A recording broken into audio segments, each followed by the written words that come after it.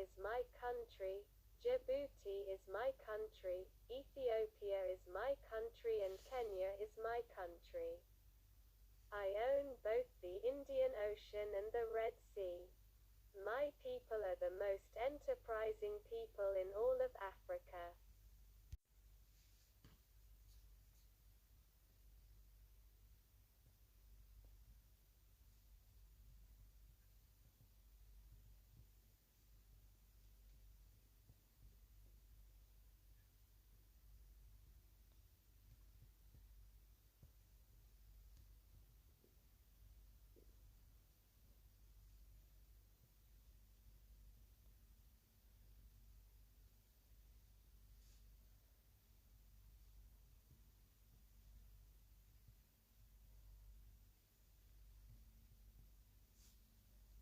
You'll find in Kenya we are complaining that the Somali community are taking over lots of businesses.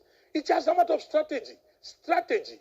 Because the rest of us, we are not strategic in our thinking. No, we are very political. Everything we look at, and we are more interested in politics of 2022 more than anything else. But the Somali community, whatever happens 2022, they know they shall either be number 2 or 3. Because they have strategized.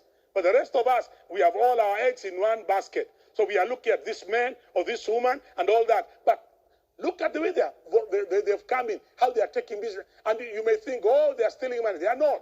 They are pooling resources. And then they open a business for one person.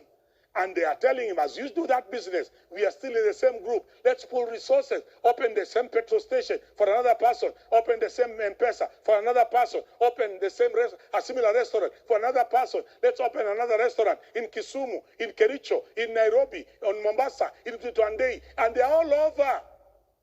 While the rest of us, we are thinking of more politics of succession, more than strategizing. Because we are looking for handouts from politicians. How have they benefited? Merry-go-round. So that's why you go, you find some of the best restaurants belong to that community now.